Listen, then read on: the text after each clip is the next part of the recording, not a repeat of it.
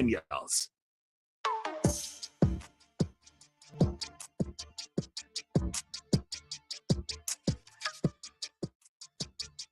So it's worth noting that my family has given Chris more Father's Day gifts than I got. I feel honored. My wife said yesterday, please bring this into Chris. I go, what is it? She goes, the Father's Day gift.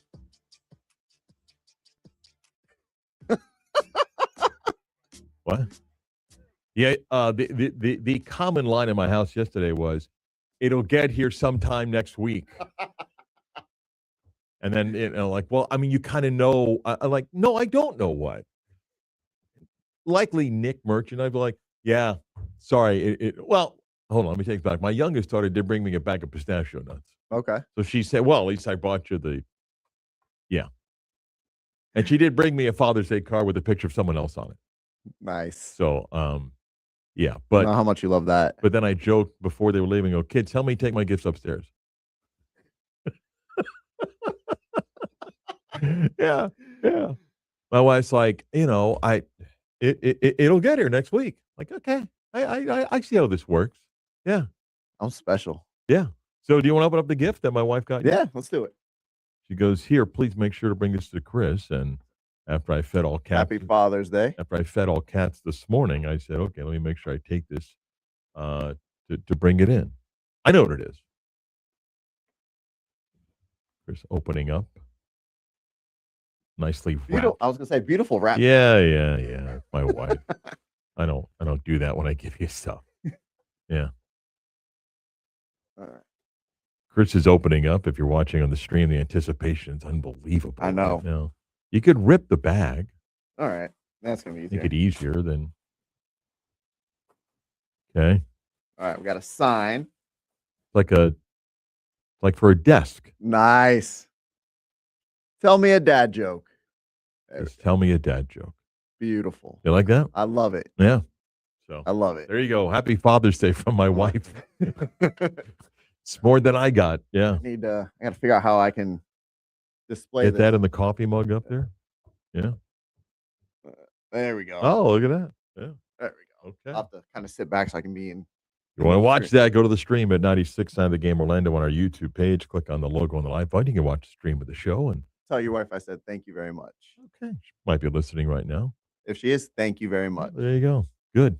I know you had a quiet Father's Day because your lovely wife and daughter are not home. They are in Colombia. In Colombia, visiting family there. But did you have a relaxing, quiet Father's Day? It was busy. Yeah. All I did was work. I worked Friday, Saturday, Sunday, and I'll work Tuesday. But around the house, just kind of roaming around, huh? Oh, Man's world, huh? That's right. Woo! May or may not be fully nude, walking around the house. Lights on. Yeah. Go to sleep when you want. Yep. Wake up. Want to make a sandwich at 2 a.m. Sit down and do it. Eat a whole bag of chips. Rub your stomach and fall asleep on the couch again. Yeah. That it? That about sums it up. No, I was literally I'm home to sleep and then work. Yeah. Okay. Worked all weekend. All right. Had a nice, it's a quiet Father's Day. It's good. The girls came over. My son-in-law and son-in-law to be, they did not. They went to see their dads, which is fine. But it was nice for the kids. I made gumbo yesterday. I should have brought gumbo in for you. I love me some good gumbo. If there's leftovers tonight, I'll bring in. What kind of gumbo? So I did chicken, sausage, although I used turkey sausage. Okay. Chicken, sausage, and shrimp. Oh. Yeah. That sounds good. Yeah. It came out better than I thought. You're not a spice person, are you? No, but this has got a little bite to it, but it's not too spicy. It's not like going to burn your mouth because, my wife and I would not do really, really spicy. Mm-hmm. But came out pretty good. Nice. I love me some good gumbo. Not too bad. So, no, I was happy with that. It was fun. Otherwise, it's a quiet, relaxing weekend. It was good. Back to 60% jog now. Not run. Okay. Not run, 60% jog. So that was good. It was fun. All right. How's the knee feeling? It's good. It's better. And I promised both my wife and my doctors that I would not push it. But, the jog was nice. It was good. So it was, it was a nice, relaxing weekend. It's all good. Everything is fine. We got a new week. Next week is leading into the 4th of July and all that stuff. And I was just telling Chris, 2 weeks from today, I'll be on your football team's practice field, Frisco, Texas, or leaving for. UCF goes the second day of Big 12 Media Day. We're going out the morning of the 6th. So 2 weeks from tomorrow, be standing on Nice. that sewage pit. Don't you No, no, no. ever. The star in Frisco it is unbelievable. That's just amazing, the facility. But yeah, we got a lot of stuff to get to in the program. But today, a little bit of the golf yesterday and fan behavior, which I want to touch on. Which I have a theory that I'm going to run by Chris in the audience. We'll do that. It is the eve of the NBA draft. The rumors about Giannis and where he's going to go. The Sean Sweeney era is underway for the Magic, who, according to everybody that's supposed to know, are not in the Magic or not in the Giannis sweepstakes. So we'll get to that. Got a lot of things, but first, with his new desk placker, here's Chris Right. with everybody's favorite segment. It's almost like an unwritten rule that when you become a father, you become king of the bad dad jokes. What is Forrest Gump's password? 1Forrest1. Are you ready to laugh? We know at least one person is. Here's CB's dad joke of the day. Oh, that's so great. I haven't even been able to tell my wife or daughter any dad jokes for the last almost week. It's been kind of sad. She may be waking up and telling her parents it's been great to not hear any of Chris's dad jokes. But go ahead. It's kind of hurtful. What do you call a monkey with a firecracker? I don't know, Chris. What do you call a monkey with a firecracker? That would be a baboom.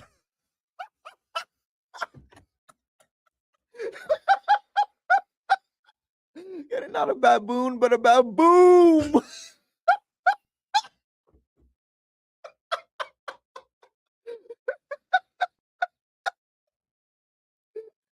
And we're off for the week.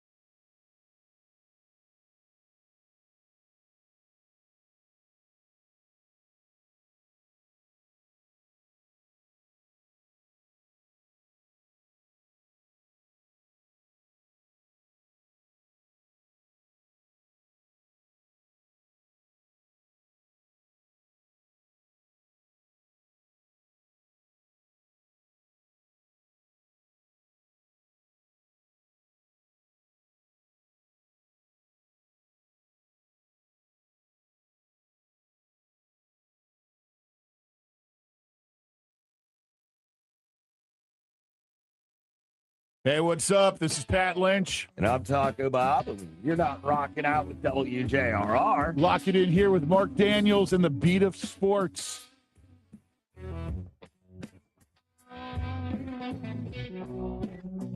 Beat of Sports on this Monday. Marc Daniels here and Chris Vasquez over there. Glad you're hanging out with us today. Listen to this show on FM 96.9 AM 740. You can always listen on the iHeart app no matter where you are in the world. Catch the show live also on our video stream, which you can access via Twitter, 96.9 Game On, or on our YouTube page at 96.9 The Game Orlando. Click the logo and the live button, and you can always listen in podcast form when it's convenient for you. Go where you get your podcast, type in the Beat of Sports on demand, and subscribe to the show, download it, and listen when it's convenient, as a lot of you do. So we appreciate that. Chris, I know you're not a big golf guy. Right. But I want to ask you and talk a little bit about Wyndham Clark, who won the U.S. Open for the second time in 4 years. First, before we get to Wyndham Clark, just a little bit also, the course at Shinnecock is one of the more historic courses to host a U.S. Open, often known for the tough course conditions. With the wind, it can play brutal. I thought +2 was going to be the winning score. I was wrong. But the course was challenging and yet fair. You could watch holes where the ball looked like it then rolled off the green 60, 70 yards away. There's criticism today, and this is not just of Wyndham Clark, but of the tournament. If you watched on Saturday, which I was watching, Saturday's round, leaders teed off at the last group teed off at 3:45. And the projection is about 4:05 to 4:20 for those guys to play a round of golf. Now, the wind and the course conditions can make it longer, but they finished up after 8 o'clock. Now, if you've never been to Shinnecock Hills on the basically the Hamptons and out Long Island, it is nowhere near New York City, okay? And Chris, the day began with golfers teeing off, I think it was just after 10, okay? That's a long day for people. Yeah. But what looked bad on TV is, on the back nine, particularly 14 through 18, most of the stands were half full. Even when Wyndham Clark came up 18 on Saturday, I said to my wife, who noticed, I go, there's hardly anybody there. Forget the fact people were rooting against him. So I get it. For NBC, they want to maximize the largest possible audience, and you get a West Coast is going to tune in. I got it, but man, it looked bad. It looked bad because, one, to get to Shinnecock, it's not easy. Public transportation, driving out there, and then if you live anywhere near the city, it's an hour and a half to get back. So you're probably people, either A, the well-to-do that are going to party in the Hamptons that weren't staying till 8 o'clock, they can go back to whoever's mansion and watch it. Others that said, hey, I want to get back to the city, because if you stayed to the end and you live anywhere near the city, you weren't getting back till 10 o'clock at night. Yesterday, they teed off just after, 2:20, I think, and finished up just before 7 o'clock, a little bit more reasonable. But that took a lot of criticism about that. The galleries just looked kind of empty. Was there a reason for having them start at 3:45? Yeah, they want to maximize the TV. Daylight, even though it got a little bit darker, they want to maximize TV. And that's about, hey, let's get the West Coast audience, and more people are going to enjoy their day Saturday, maybe get back and watch afternoon golf and so forth. All right, let me get to Wyndham Clark, 10 o'clock hour, WYJM Orlando, WJR HD2 Cocoa Beach. Chris background, can you minute know much about Wyndham Clark? He won the U.S. Open in 2023.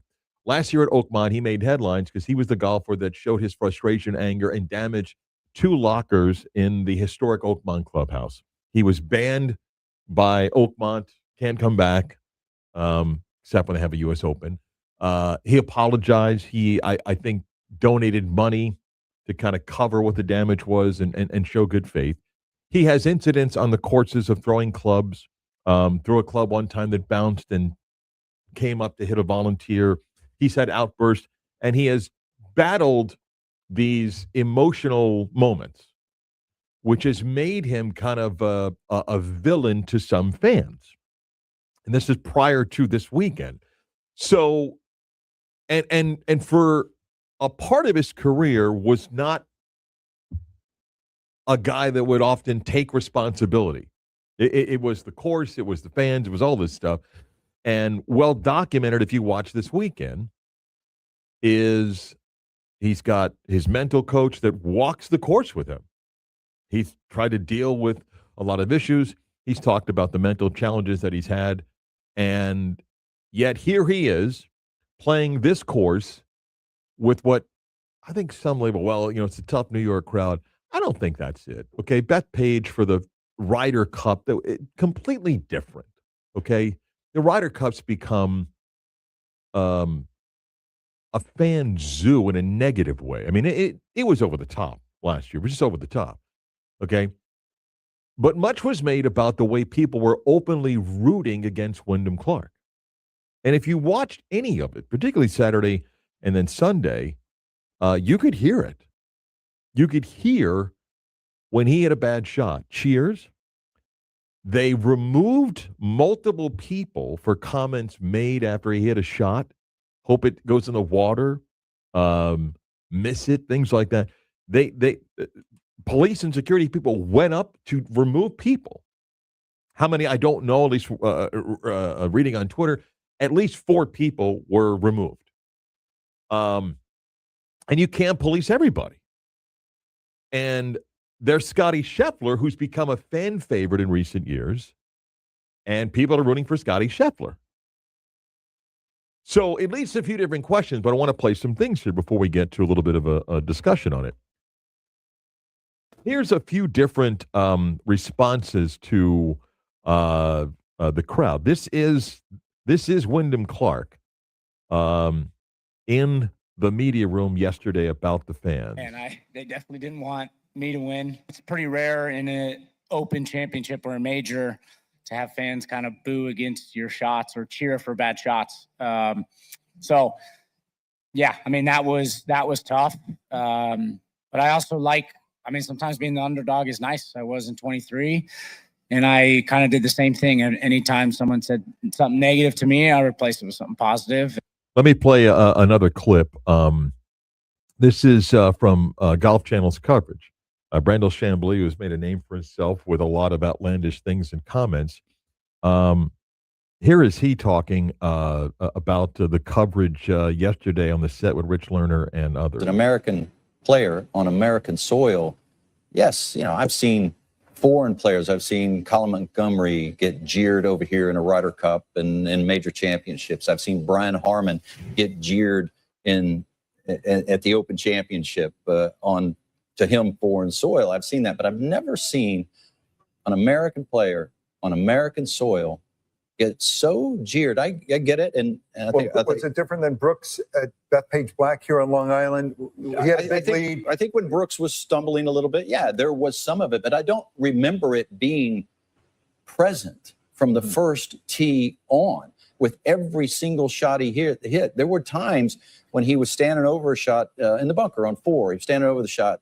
I heard people yelling, hit it in the bunker, missed the green, cheering for every little miscue that he had today. I've actually never seen anything like that. Or cricket. So some observations, and you don't have to be a golf fan. I think a lot of things are happening here. One, he does have some incidents that would make him different than the traditional golfer. That's one. 2, I believe we deal with a different fan than we did 20, 40, and 80 years ago. And not in a good way. And 3, I believe golf is going to have to slowly accept that villains are possible. So let me backtrack my way towards this. First, and it kind of relates to what I said about how fans have changed. Chris, you can watch footage of baseball games played in the 1920s, 30s, and 40s, and slowly changing in the 50s, where men wore suits with hats, women wore dresses, long dresses, and it was a social event to be seen at a baseball game. Okay, over a period of time, that began to change, and now you can wear a tank top and cutoffs and sandals and pound beers back in the outfield. Okay, it's changed. In golf, where I don't think the change happened years ago, I think golf has slowly began to change in the sense of there was just a level of decor. You didn't root against anybody. You rooted for all. You rooted for all good shots. You may have had a favorite golfer, and we've had rivalries of Jack and Arnie and Tiger versus whoever at the time, but we applauded everything. We didn't boo. You never booed. That was unheard of. And that's changed. Why is that changed? Well, it's changed because a generation of fans got older, and there's a different generation of fans. And that different generation of fans, in my view, is brought up with this, I can do or say whatever I want. Why do I have to abide by what you think is the proper way to behave that somebody did 30, 40, 50 years ago? So now the young golf fan, and I say young, I'm going to say 30 and under, the young golf fan in the 1990s was just assuming, well, I can have a beer, but I have to be quiet. I have to cheer everything. Now, in this society of I'll say what I want, I can engage on platforms that I might get an argument with people. So why should I act differently because I go to your event? Well, because we don't do it here. Why? Because you're the rich, obnoxious game of golf? So now you've got more fans that are drinking more in a younger generation that doesn't believe they have to act as you did 20, 40, 80 years ago. Why can't I let the villain know that I don't like them?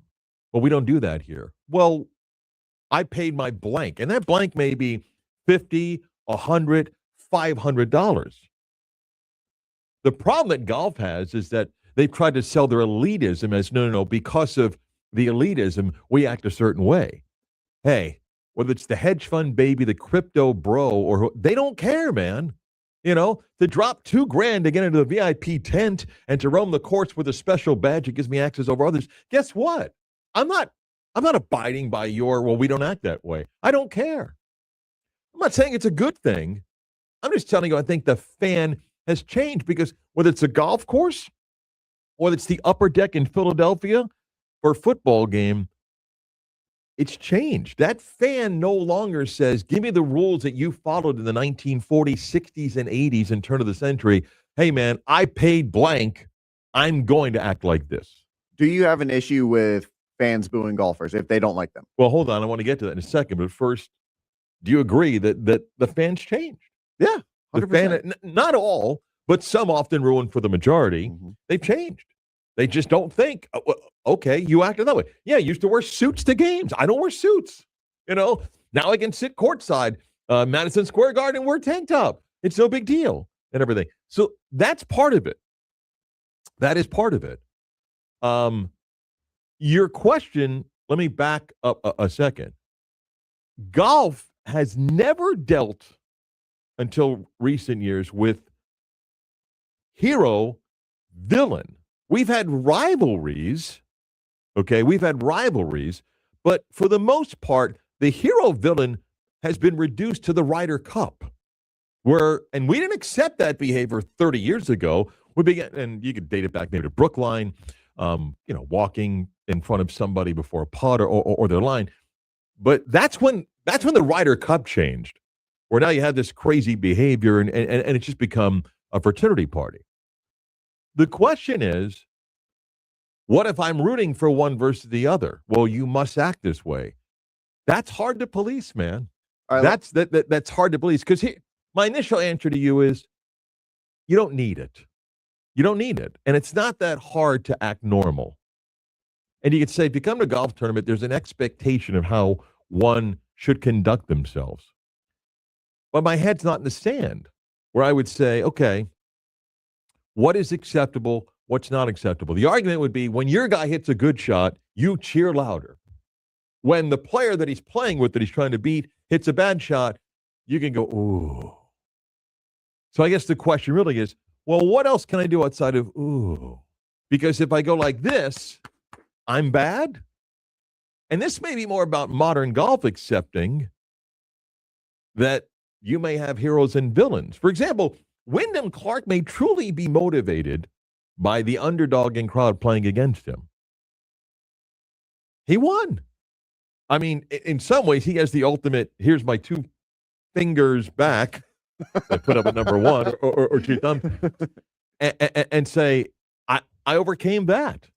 But so we're putting this on fans, but how are golfers acting? Like, so Wyndham had his on-course incidents or with the lockers. Yeah. Were golfers acting like that 20, 30, X amount of years ago? Not to the extent that we get the coverage we do today, because even though you had reporters that had access to locker rooms and clubhouses, it was a good old boys club. That, for example, like if anybody thinks Arnie, after every round, just went in and signed a few autographs and patted the kid in the head and went home, or Jack the same way, and certainly Tiger, give me a break. You don't think they walked into a clubhouse after feeling as if they just blew a tournament because of, a hole they had a bad shot on? And come on. It's just golf was covered differently. Now, word gets out about what happened, and it's first to be able to break the story. So I mean, that plays a part Well, I in it. mean, did we have golfers throwing clubs or snapping clubs God, over their of knees? course we did. Of course we have had that. The question is, after the shot, I think most people, not most, almost all would agree, backswing, contact, you should be quiet. Agreed. Whatever Liv's trying to do, it didn't work. Okay. Although, like Bryson DeChambeau said, hey, get the crowd cheering when I'm on the first tee at the Ryder Cup. I kind of get that. But coming down the stretch of a major, big shot on 16, we agree. Once contact and follow through has been made, what now is fair game if I'm rooting for a golfer? Well, you should just root for your golfer, not root against somebody else. I don't see an It's issue. a difficult world, man. I don't see an issue though if you want to cheer if someone hits a bad shot because you don't like him for whatever reason. Just keep it respectable. I don't see any issue with that. That's the tough gray area. That's again, they were ejecting people yesterday for comments. And if the comments are just, I hope you miss a shot, something that small, yeah, get over it. But that almost becomes like the NCAA and tampering. How do I police everything? I mean, I can have certain, and you get away with stuff. So part of me also thinks in the modern golfing world now, where purses for non-majors are these signature events are $20 million, okay? Is it wrong to say to some degree, toughen up, Buttercup? I mean, you're playing for $6-8 million if you win. Yeah, you might go into the hostile crowd. And golf purists would say that's not how we do it, man. If you want to come into the course, you have to accept the expected behavior of the, quote, patrons. So we're going to call it the unwritten rule. So the argument back may be, hey, pal, the only reason why you're paying $20 million purses is because jerks like me are involved in the company whose name is on that tournament. It's an extreme example. But,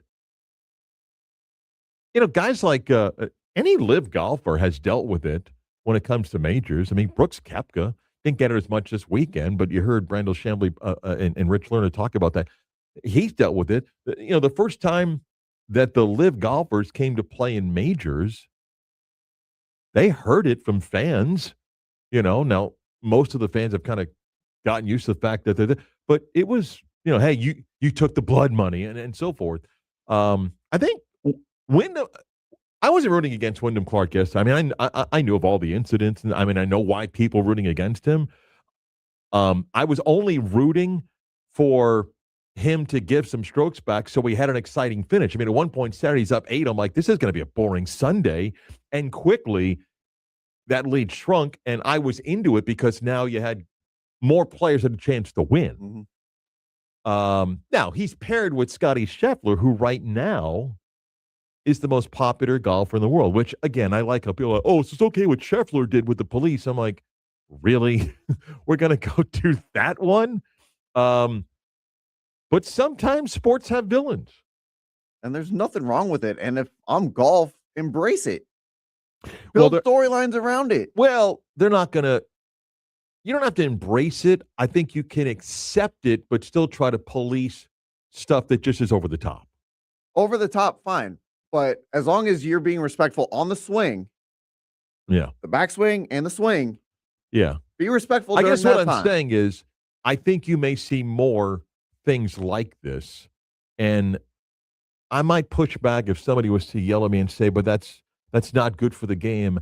And my pushback would be, it evolves, man, and we don't necessarily like everything as our sports evolve. But the point is, I think the fan has changed. The fan today in 2026 is different than the fan 20 years ago, 40 years ago, 80 years ago. So from wearing suits to games to now having people at a golf tournament root against somebody, I'm not quite sure that that's going to go away as much as you want it to go away, you know? Um, and in individual sports, we make a bigger deal about it. You know, in tennis, you're expected to act a certain way during the serve and during the point, and then do what you want afterwards. But in tennis, we've seen many more examples of, quote, villains in tennis that, go play at Arthur Ashe Stadium at the U.S. Open and be one of the bad guys and have 20,000 people rooting against you. We've seen more of that, and I think that's how has changed when it comes to fans over the years. Again, I have no issues with, I mean, could you imagine going to a baseball game and having everyone be quiet when the pitcher throws the ball to the batter swinging? Well, Like, I mean, that's been the argument for years that you got to be really quiet at a golf or tennis match. But in baseball, somebody can throw 105 miles an hour and the crowd could be going crazy, and you're still expected to hit it. or a kicker kicking a game-winning field goal, Yeah, and I mean, everyone's again, sitting down. Every Like, sport's different, I mean, every sport is different, but it was interesting to watch. Like I said, I wasn't rooting against him. I thought it was an awesome moment. His dad flew in on a red eye, and Clark didn't know his dad was there, and he was like the last to embrace him on 18. And you know, maybe his image changes. He's acknowledged that he has issues and has battled some mental health challenges over the years. So maybe it changes. But it was interesting to watch a major and have people openly root against him as he's coming down the stretch. And I just think it's an example of fan behavior development, not always in a good way. and if I'm the golfer that's been vilified, embrace it. Embrace it. Use it as fuel. Do whatever you got to do. And maybe he did, but that's not as easy as you make it sound, because again, this is a different type of change. I mean, 99.9% of golfers grow up in that quiet where everything's positive. So the negativity is new. And I would think that the overwhelming majority of people in golf don't want it. And my response is, you may not want it, but I'm not quite sure you're going to be able to stop it because of how your game has grown. If you want $20 especially with all million the- purses, you may have to accept that you're going to deal with a new wave of fans. Especially with all the throw booze out there. Yeah. Yeah. Good luck. Eve of the NBA draft, the Magic going to have a first-round pick. Couple things of the Magic that I think Sean Sweeney and his new staff will have to deal with, and all that stuff with Giannis and where he goes. We'll chat about that next.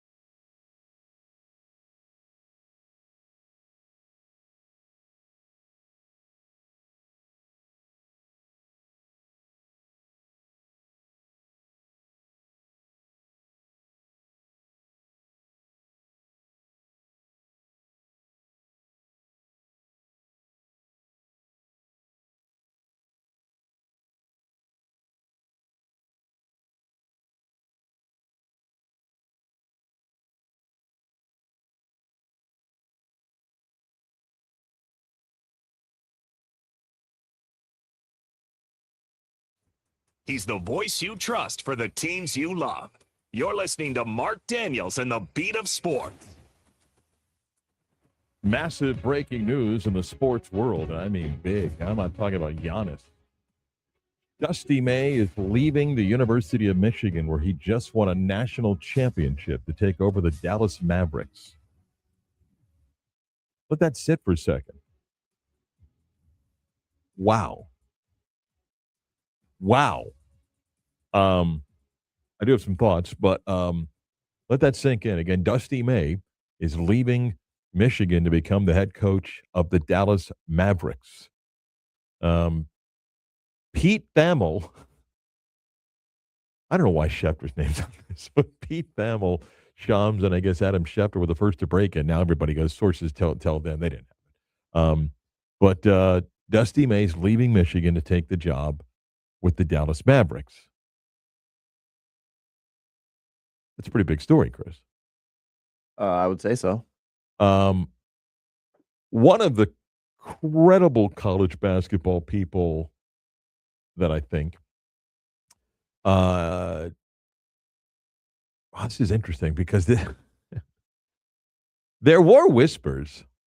There were whispers, not about Dusty May. There were whispers about John Shire, the Duke coach, because of Cooper Flagg. And now Dusty May lands this job. Can I give you a quick theory? Quick reaction. Okay? Because my first question is why? Okay. Again, why now? All right. I'm going to try to walk you through this. Okay. Right. This is just a guess on my part. So let's do this. Dusty May gets the job at Florida Atlantic and turns that into a Final Four team, and a team that the following year was ranked inside the top 25 all year. Okay. Didn't have the same success, but went to the Final Four. When he went to the Final Four, Dusty May had a ton of offers from power programs. Okay? A ton of offers. He chose to go back because he thought, well, this was so cool, we'll try to run it back. Okay, they didn't have the same success, but then he jumped at what he thought was a great opportunity in Michigan. Okay, goes to Michigan. In 2 years, look what he builds. Wins the championship. And they spent a ton of money last year, whatever legal is, but spent a ton of money last year, and they win the championship. Dusty May could ask for anything in Michigan, Chris. He would get it, right? I mean, they're losing guys to the NBA. Mm-hmm. They were active in the portal. He built a roster that people would tell you was among the most expensive, not as much as Florida, but built a roster really good. Why would Dusty May do this? Here's my theory. And here's why maybe John Shire gave it a thought at Duke. Man, this isn't about coaching anymore, man. Maybe these are, we thought about Tom Izzo, okay? We thought about Jay Wright, who left Villanova. Tom Izzo still coaching. We hear about other guys like when Mike Krzyzewski got out and Roy Williams. I think that was more about age. We hear about guys like Rick Barnes at Tennessee and the older guys that we think are not adapting. Here's two of the brightest young minds in college basketball in Shire at Duke, who's staying, whether he was contacted or not. You would think if you're Dallas, Shire's the first phone call. Probably. Because of Cooper Flagg, Yeah. right? And they think of Dusty May. Remember, people were like, well, Dusty May for the Magic. Remember, that was kind of thrown out there. Maybe Cooper Flagg, he thinks is that much of a... Maybe Dusty May is like, I won a national championship. The bar now is set at Michigan that we're supposed to contend every single year. And while they probably would give me the resources to do it, this isn't fun anymore. I don't just coach basketball. I've got to go through this every year of building a roster. And even though they're going to give me a ton of money, I got to go play this game every year. And I got to go beg players to come play for me. And I got to deal with what I'm dealing with on the money aspect. And maybe I don't want to do this. And here's the NBA where I can get paid a ton of money and I can coach basketball. It's 82 games, but I'm not doing this. I'm not recruiting every single day. I'm not legally, illegally tampering all year long. I got to find out who's having a good December, January that I got to go find out if that guy, maybe that's what now has trickled down to not guys in their 60s and 70s, guys in their 30s.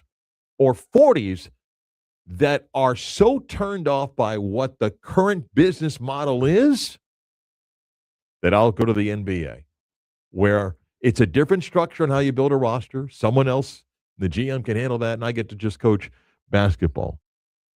Look, I watched Cooper Flagg this year. He may be really, really, really special. What else is the lure? Because he just won a championship at a place that's going to give him all the resources to contend every single year. Why else? What else would be the reason that Dusty May says, I'm leaving now?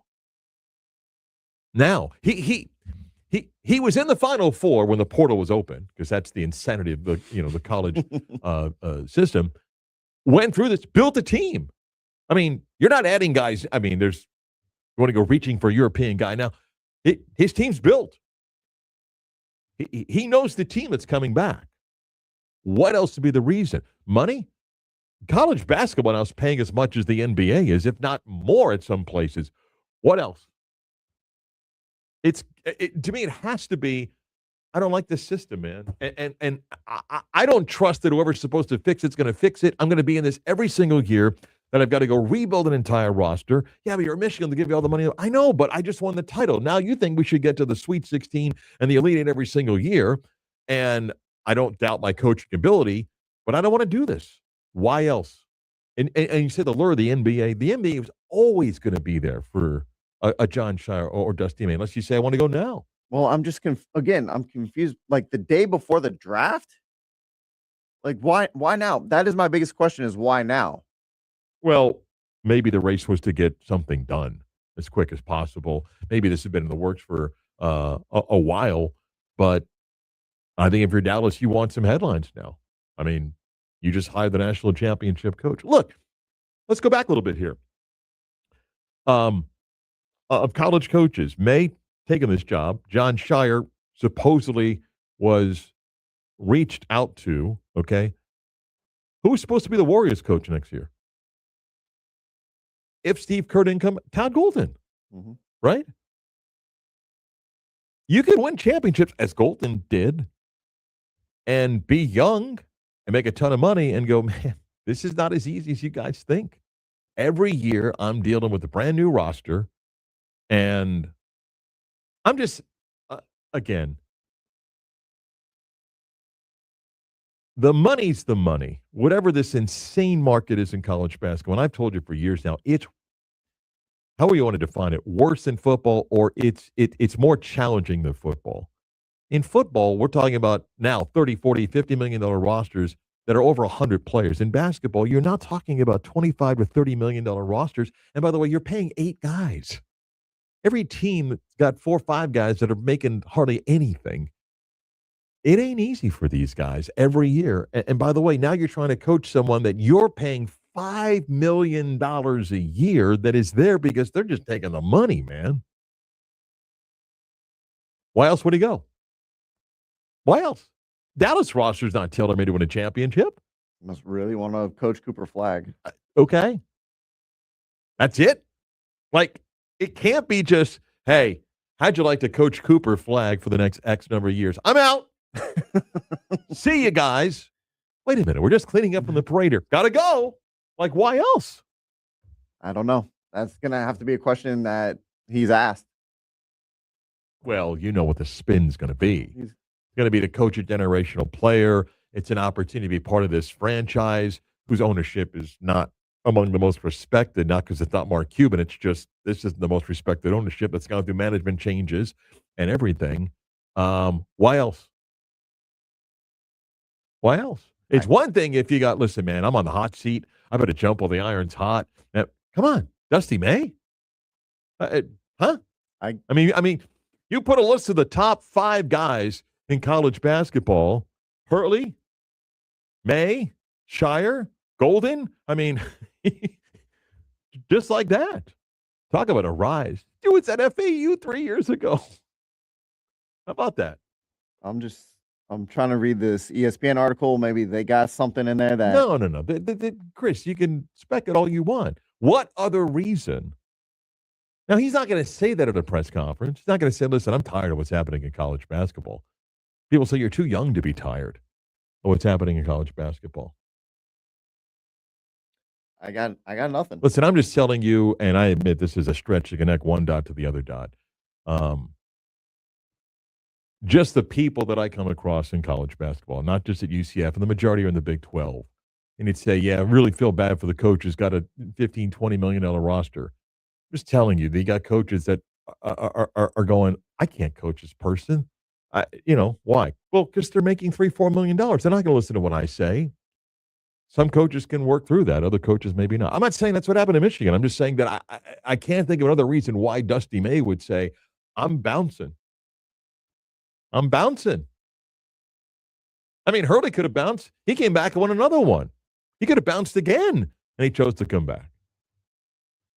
Well, if it is the system, nothing's going to change until it becomes maybe so much of a, I don't know. like where every college team is losing their coach. I don't know.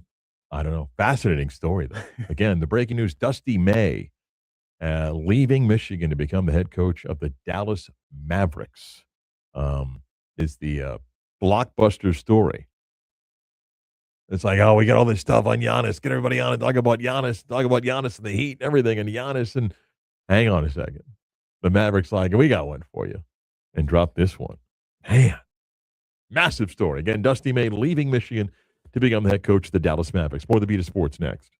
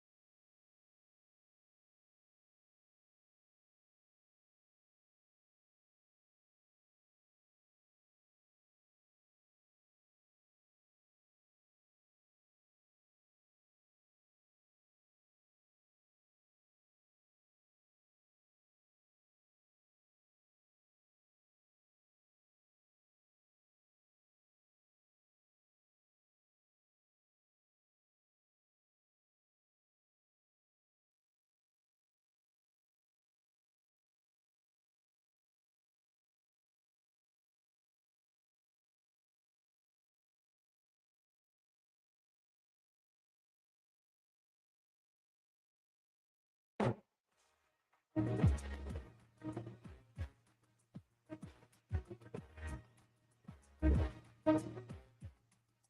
the big NBA news, Dusty May leaving Michigan to become the head coach of the Dallas Mavericks. By the way, Chris, when a coach leaves, as Dusty May is doing,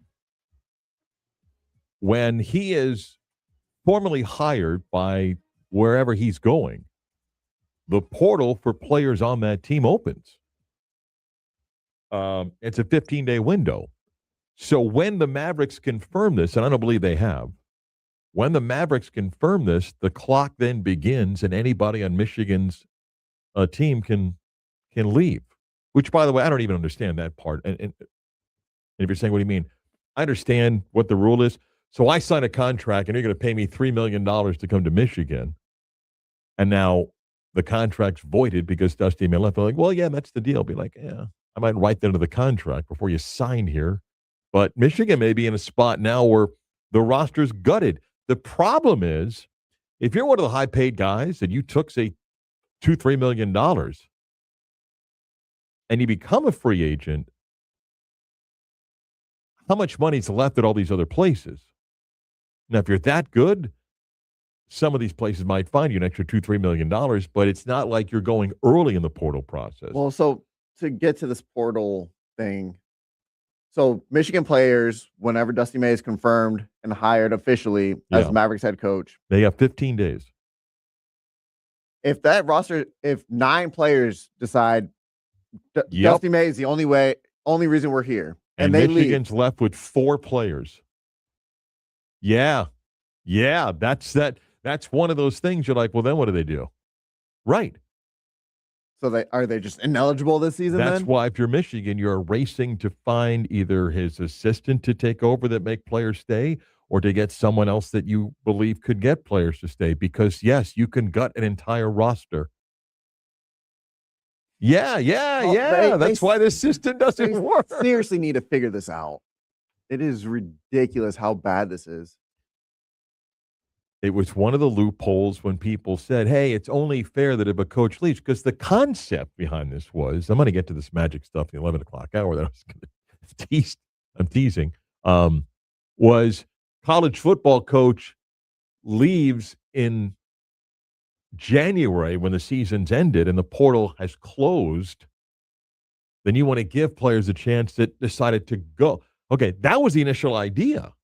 And then college basketball said, well, we need one of those. If a coach leaves at the end of a season, okay. Do you not just think about every scenario that could possibly happen? No, that's why we have to change things.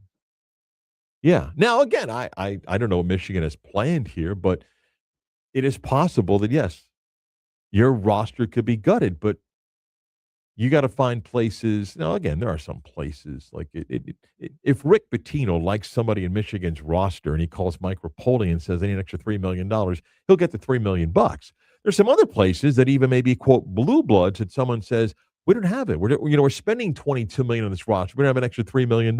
For example, not that I'm just bringing this up, not that UCF would be paying a guy $3 million. They spent their money. If somebody came and said, hey, you can get such and such for $800,000, they don't have it.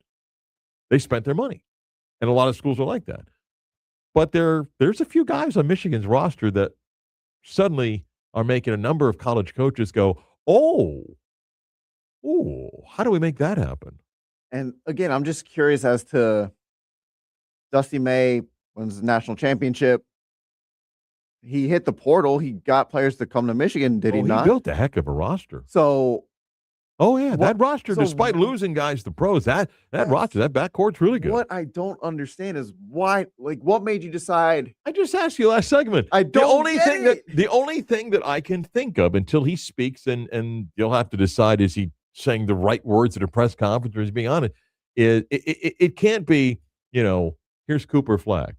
I'm not dissing Cooper Flagg. He may be really good, but it has to be Cooper Flagg, and I don't like where this is at right now. Why go through an entire offseason building another roster? Well, okay, because the year ends, he wins a championship. Mm-hmm. They're going through that process to build the roster. Okay? Okay. And you're not thinking about the NBA. Your agent's not pursuing NBA deals. I'm just guessing here. That all of a sudden, Masai Ujiri, who was in Toronto, that now is in charge in Dallas, contacts the agent. And the agent's like, Dusty, you're not going to believe it. I just got a call from Dallas. They want to offer X. And all of a sudden, May's like, well, let me think about that. And you're like, really? Yeah. And maybe because it is June, okay, he just won a championship in early April.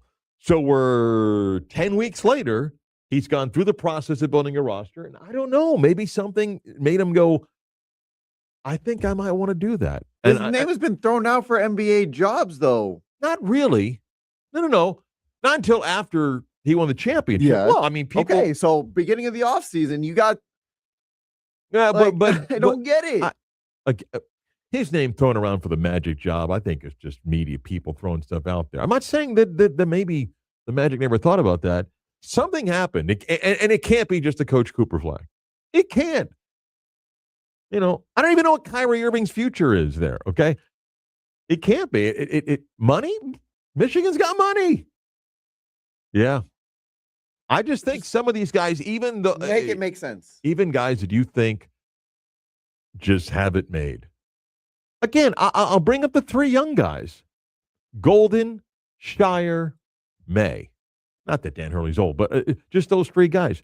You would think they're in the perfect situation. I mean, Duke is always going to invest in basketball. Always. Golden, whatever you think of him off the court, restored basketball pride in Florida. Okay? Will be an overwhelming number one going into the season this year. May just won a national championship. Three, young, good-looking guy. Something made one of them go, I'm out. I'm out. When all the resources are right there for them. Not a guy that won 17 games last year. That's like, you know what? If I don't win 28 next year, I'm on a hot seat.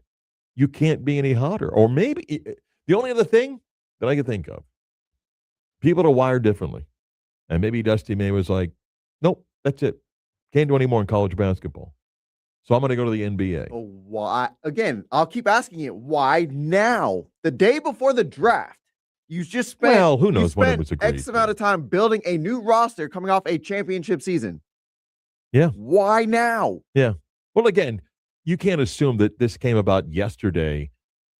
Now, Masai Ujiri's been there for a couple of almost a month now or 3 weeks. Maybe it's gone on for a couple of weeks, and they finally consummated a deal.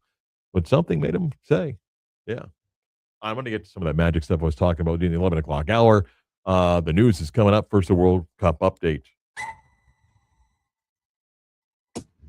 All right, World Cup continues. By the way, capacity World Cup, people talk about tickets. It's 99.4%. Average crowd is over 64,000 at the World Cup. Yesterday in World Cup action, and again, the Americans did not play till Thursday, but Sunday at the World Cup, saw Japan beat Tunisia 4-0 to get their first win. Spain beat Saudi Arabia 4-0 as they get their first win. Belgium and Iran played away scoreless draw. Cape Verde gets a 2-2 draw against Uruguay, and they are in position possibly to advance. Egypt beat New Zealand by a score of 3-1. Today, Messi and Argentina back in action. They'll play in Jerry's World in Arlington against Austria. France and Iraq will play the middle game, and rather the second game, Norway, Senegal, and Jordan and Algeria on the schedule. Again, the U.S. will play Turkey on Thursday. The Americans already advanced by winning their group. Our World Cup coverage is brought to you by Fitters Green Irish Pub, 544 West Fairbanks in Winter Park. It's Fitters Green Irish Pub.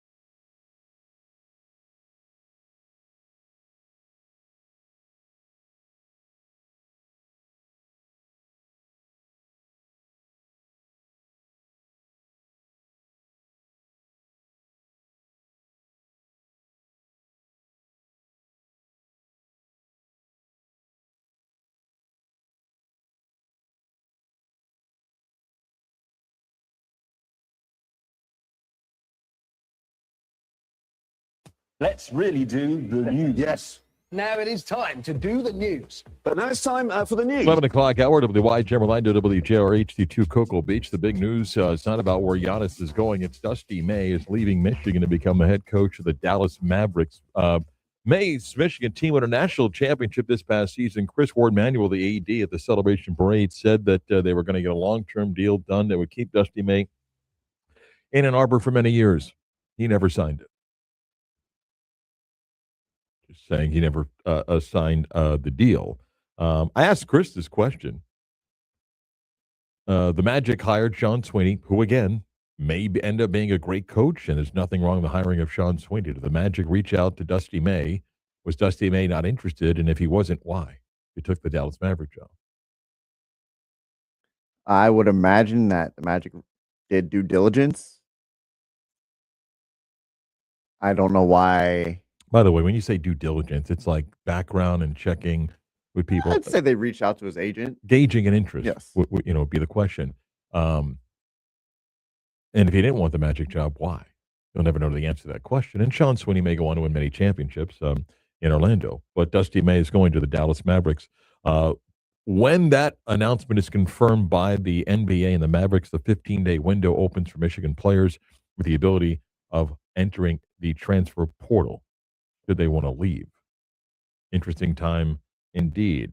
Meanwhile, the rumors about Giannis, Shams Charania at ESPN says by the draft tomorrow, he expects a deal to be done. If not, does he have to resign? I don't know what the point of putting that out there was. Like, if there's no deal when the first pick is made, is he out? Probably like not. that would be kind of neat.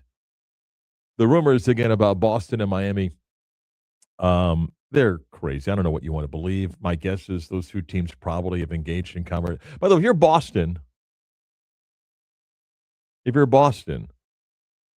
can Jaylen Brown be on your roster next year?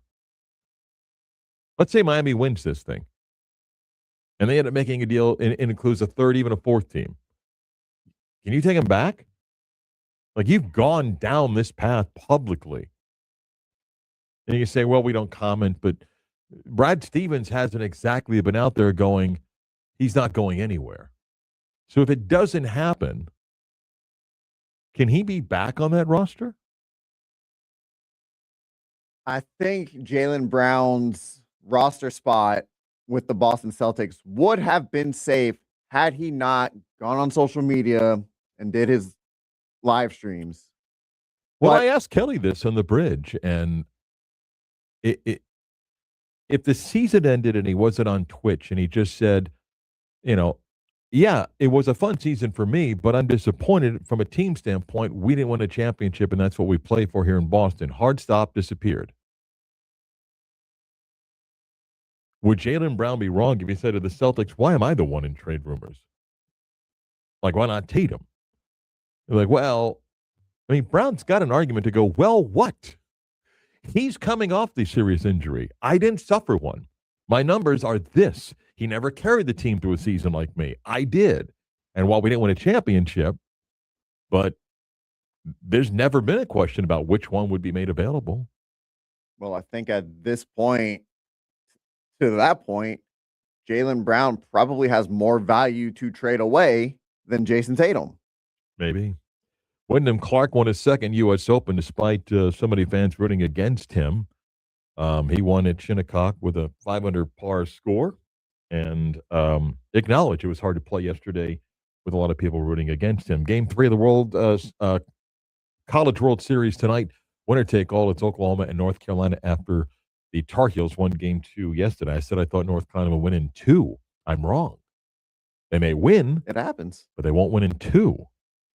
But they'll play tonight for the third game in that series. By the way, Brady Tkachuk is going to play with his brother Matthew for the Florida Panthers, who massive, massive deal. Traded 3 number 1 picks. Very complicated trade if you follow hockey.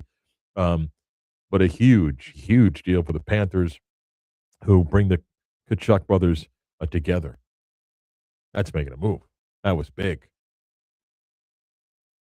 Really big deal for them. And again, the World Cup continues with 4 more matches today taking place, including Argentina playing on the schedule today. The Americans are back in action on Thursday. A little bit more in the World Cup a little bit later. By the way, Chris got a nice Father's Day gift from my wife, which means he got more Father's Day gifts than I did.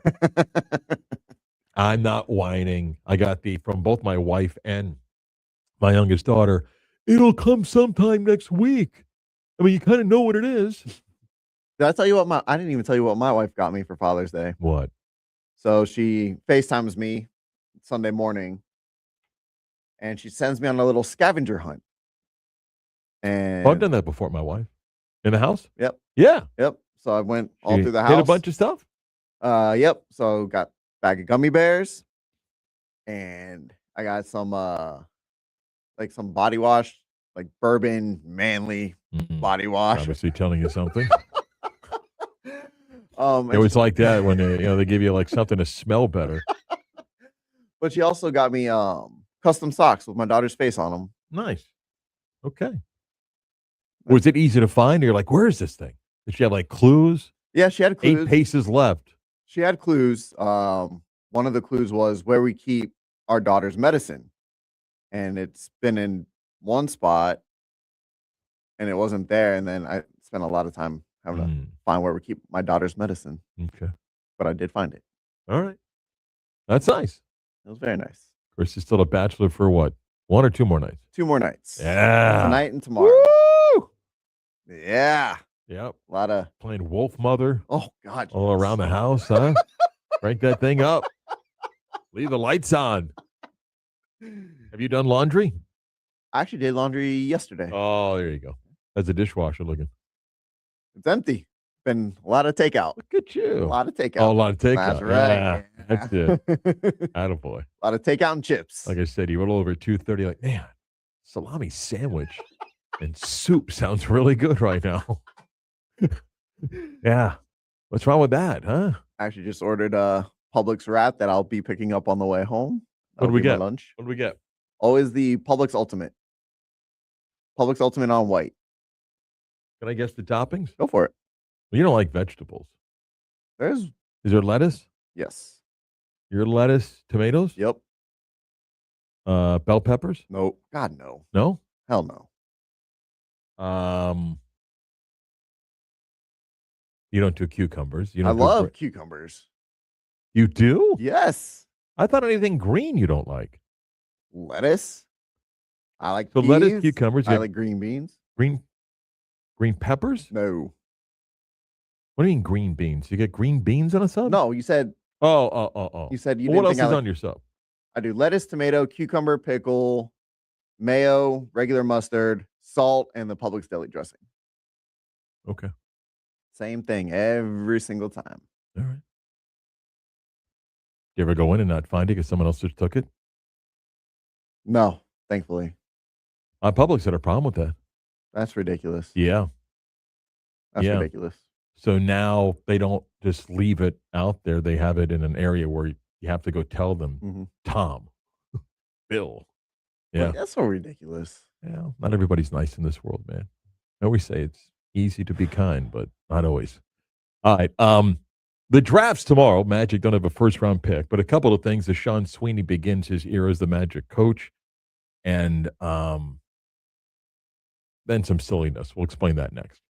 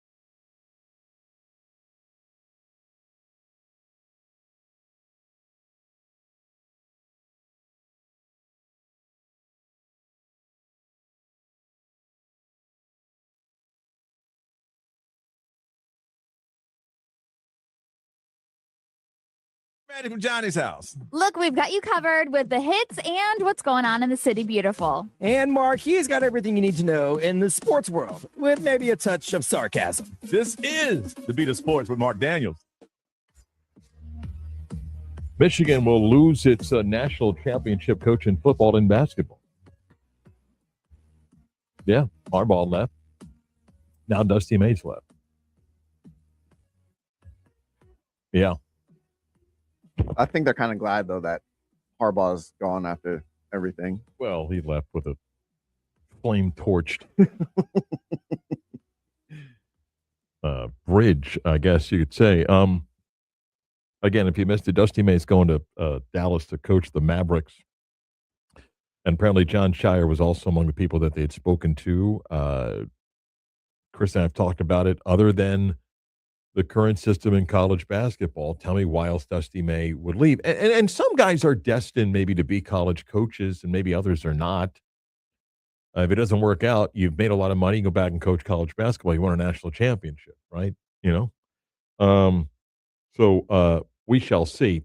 Sean Sweeney was introduced as the Magic head coach last Thursday. We were talking about it on Friday, and I'll in an abbreviated version, he was fine. He was fine. You begin to learn about his personality.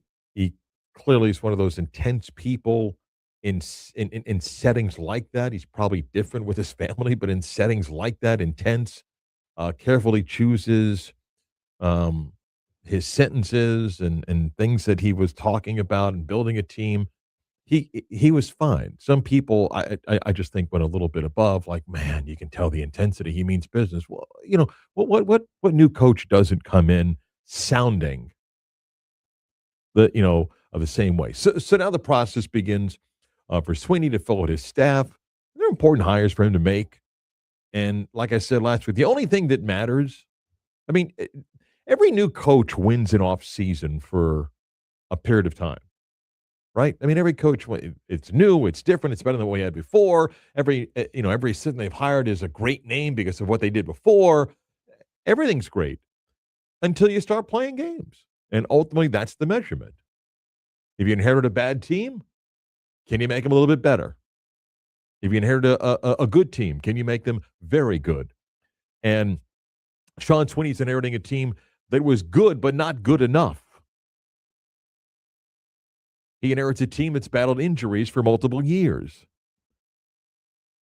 Maybe he has some special way of training and coaching that he can keep players healthy. I don't know. Maybe that's something that he can bring. The Magic appear to be in the position, both from what Sean Sweeney said and then what Jeff Weltman kind of reiterated, that they're going to run this back. That the belief is that we're going to be healthy and we're going to run the core back. And the core, Franz and Paolo and Desmond Bain and Jalen Suggs. And then the other pieces, which included Wendell Carter Jr. and Anthony Black, with the interesting decision about Black to make because of where the salary cap sits with the Magic. Can they move Jonathan Isaac, ideally before tomorrow, to not have to worry about stretching that? Is there anything else that they can do that if you sign Anthony Black, and it'll be interesting to see what they do, with Anthony Black. Does Anthony Black gamble on himself and say, I'm good. I'm gonna play out the year? To be determined. One of the biggest things that the Magic, any fan, before Sean Sweeney got hired and after Sean Sweeney's been hired, which is just a few days, beyond would they move any of these key pieces, is what? Okay, what's he going to do to make him better? So we were trying to take a few quotes that he said in his press conference about his offensive philosophy and go, well, this means, whatever it means, they've got to be better. I'm just going to give you a couple of statistics, and I admit I went cherry picking for these. Because even Sean Sweeney knows these, Jeff Weltman knows these, and when you're going to say you're going to run this back, for the most part, you've got to be better in a few areas that, again, Sean Sweeney's going to know about. Chris, you want to guess where the Magic were in 2-point field goal percentage in the NBA among 30 teams last year? they were, what do you think? 2-point field goal percentage inside the 3-point line, around the rim, in the paint. I will say Mid-range jump shot. 30 teams of the NBA. I'm not just going to guess a percentage, but I'll say middle of the pack. middle of the pack. 14, 15. Yeah, they shot 50%. They were 28th in the NBA in 2-point field goal percentage. They were 28th. Okay? In overall field goal percentage last year. I'll say about 20, 28, 29. They were 28th. Mm-hmm. Okay? 3-point field goal percentage last year. 3-point field goal percentage last year. Hold on, ready? 3-point field goal percentage in the fourth quarter. In the fourth quarter last year. Where were they? I'm going to guess just because of Desmond Bain, I won't say dead last. I'll say 29. They were 28th in the fourth quarter in shooting threes. And percentage of field goal attempts that were three-pointers, they were 23rd. So you can bring guys back. You can do things that you believe can put them in better position to score. And that's for Sean Sweeney to figure out. But who else helps?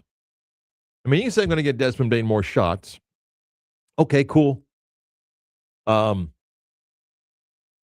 Again, unless you think you got a magic formula that says, look, I could take this guy from here at 32, 33%, I can make him 37%. Because when you do a deep dive and look, the difference of the Magic to the average NBA team in three-pointers made last year was 1.5. Not like 12 points. It's 1.5. Okay? Which is what? 4.5 points. Okay? It's not that much, but yet the numbers are the numbers.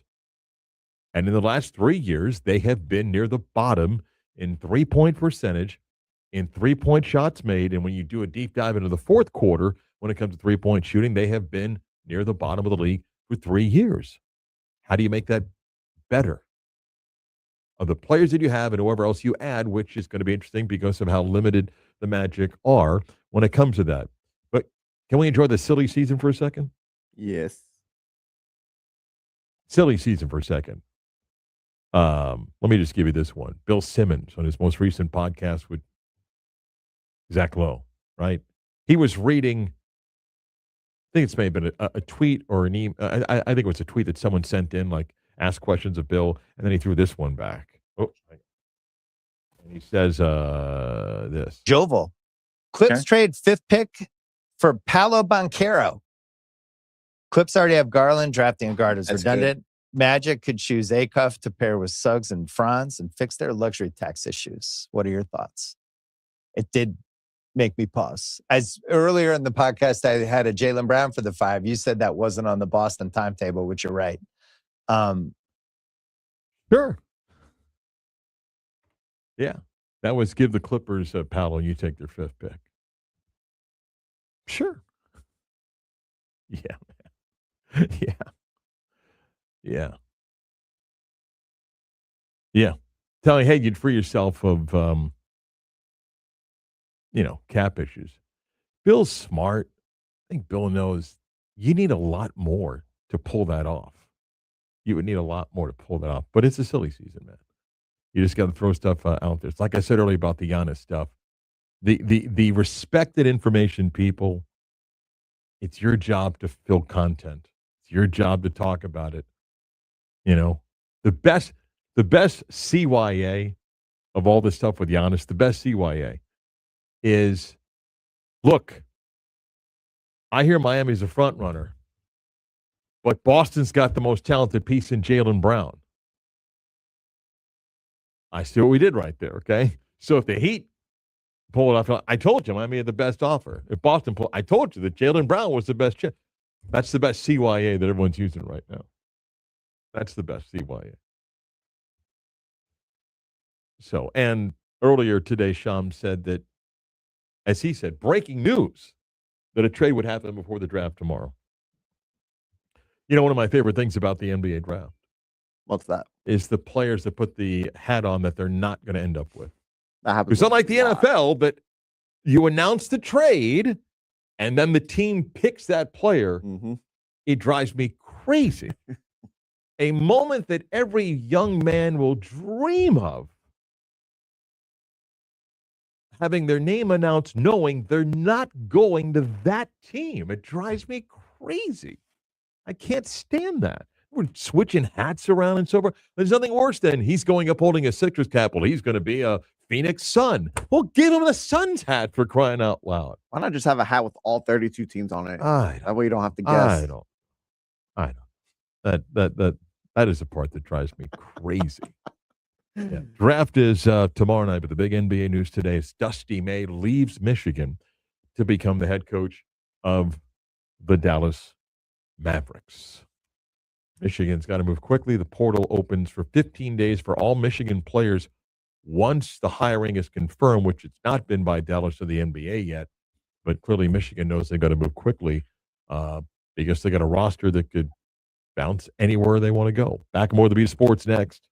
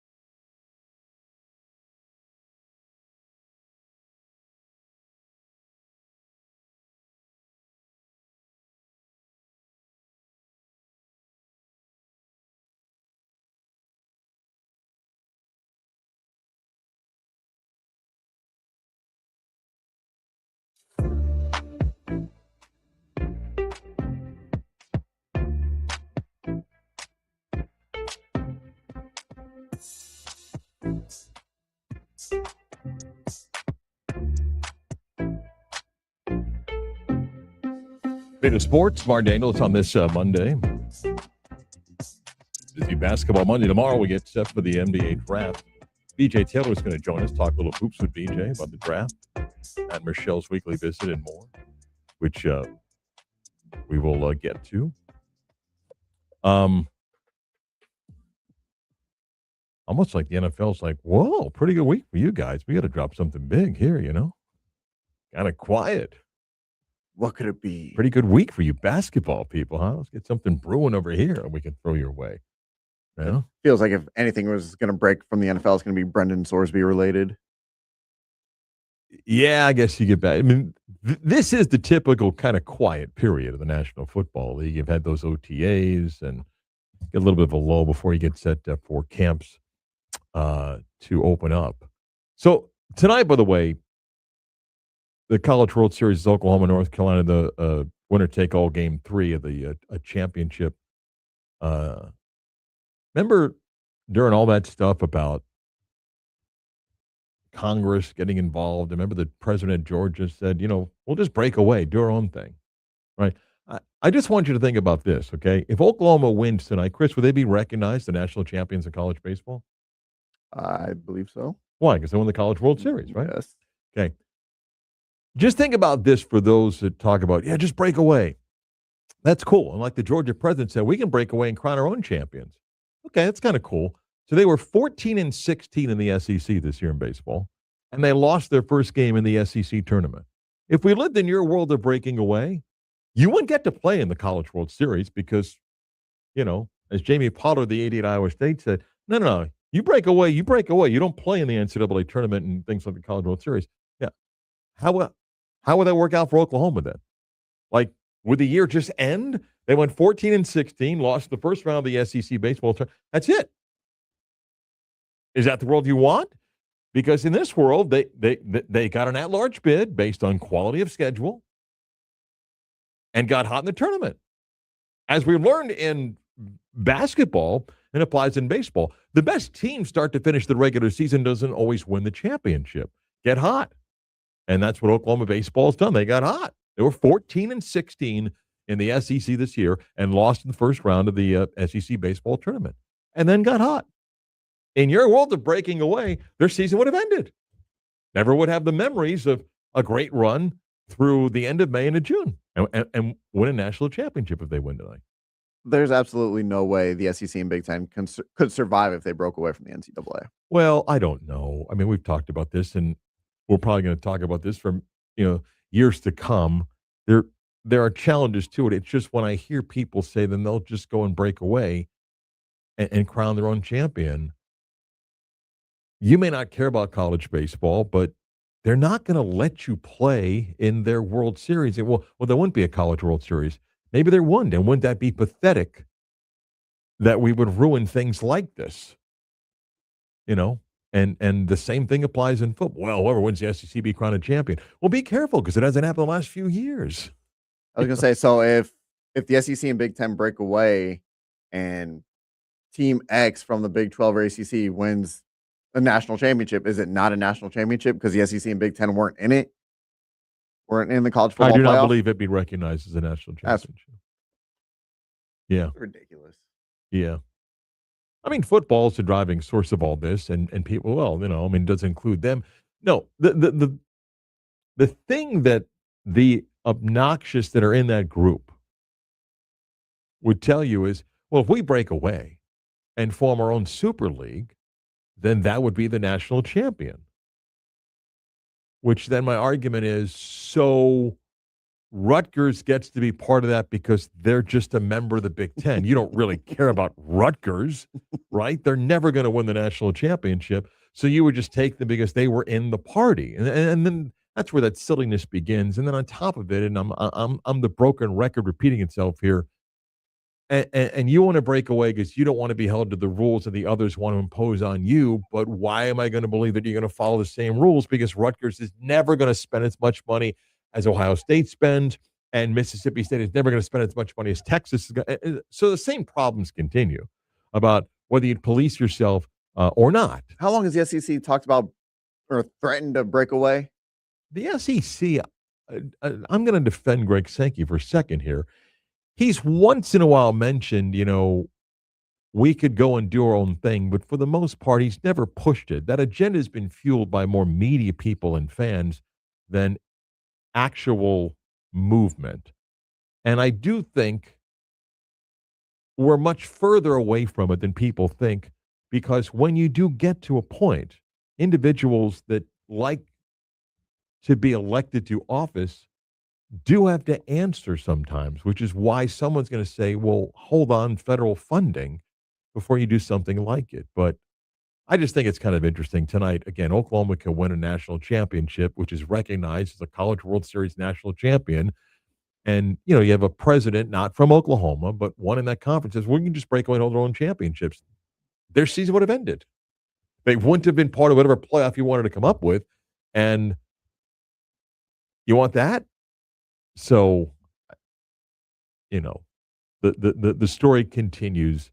Again, I was exchanging texts with somebody that was at the most recent round of the playoff committee. And again, they weren't in the room. This was a media person that probably has some pretty decent contacts. That said, even the people in the room likely don't even want this, but feel the pressure of, well, there's money involved and the Big Ten is really pushing for this, that when you get the decision makers in the room, again, here's an example of where the adults are supposed to lead and act like adults. Right. You're laughing.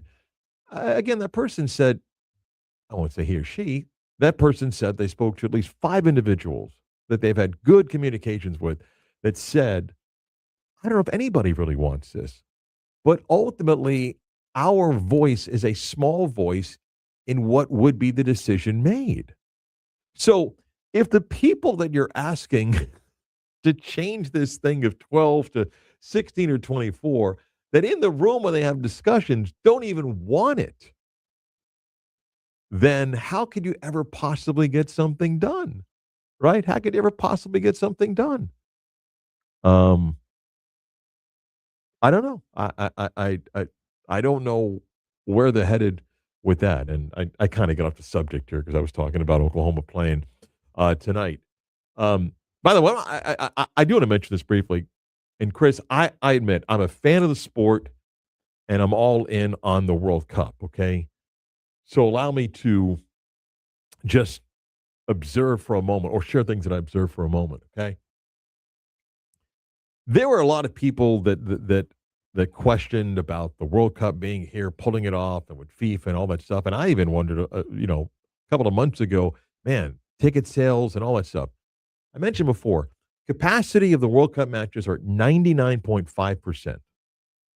The average attendance is 64,000, and you got to remember, you're taking into account the capacity of all these stadiums. They sold over 6 million tickets.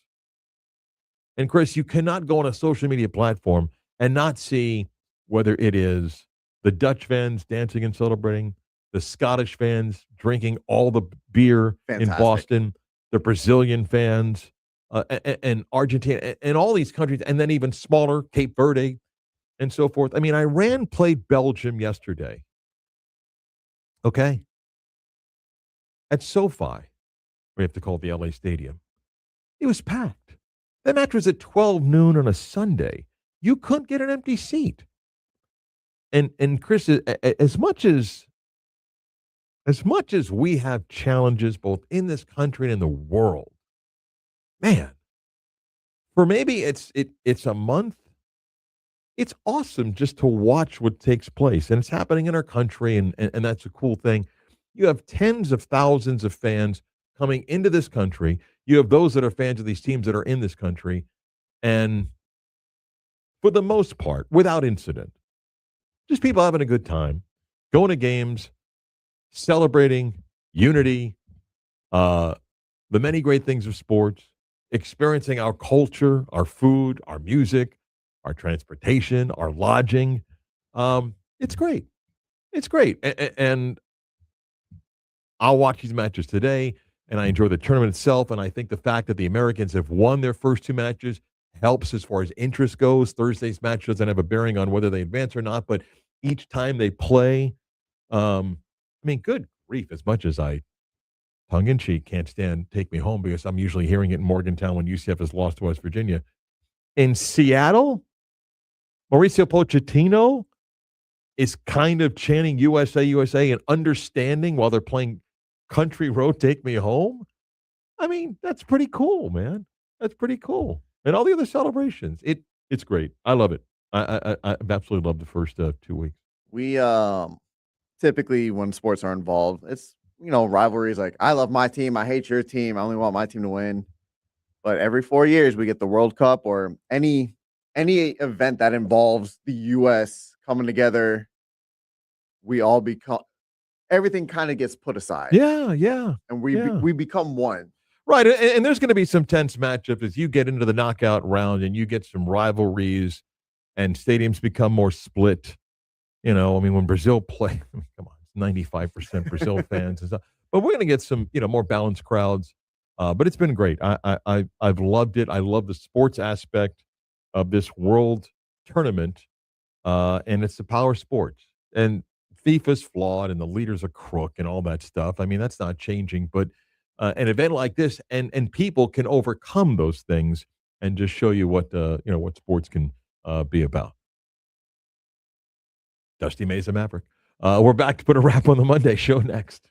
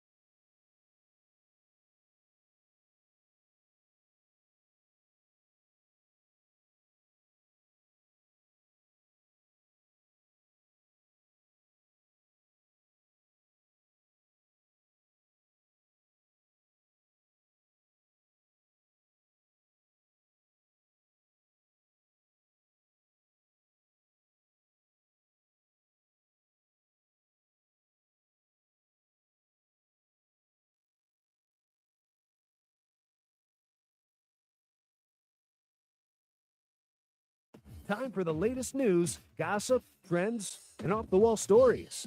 Trends. Ooh. That's the craziest thing I ever heard. Gonna give you a fun rumor you want to play with? Go With for it. Dusty May going to the Dallas Mavericks, Michigan. Call Billy Donovan. Right? Huh? Tailor-made for a championship. It'd be interesting. Call him. You want to keep guys? Call him. Fun day tomorrow. NBA draft will be tomorrow night. We'll talk about that. A lot more. BJ Taylor is going to talk college hoops. Matt Michelle's weekly visit on the mark, off the mark, and a whole bunch more. Have a good day, Chris. You too, Mark. Miss any of today's program, go where you get your favorite podcast. Type on the Beat of Sports on demand. Access the show. Subscribe. Get it downloaded to listen when it's convenient for you. Catch the stream whenever you want. Go to 96.9 The Game Orlando, the YouTube page. Click on the logo on the live button. And you can watch back the show whenever you want. Chris and I are back tomorrow. See you then for a Tuesday edition of the Beat of Sports.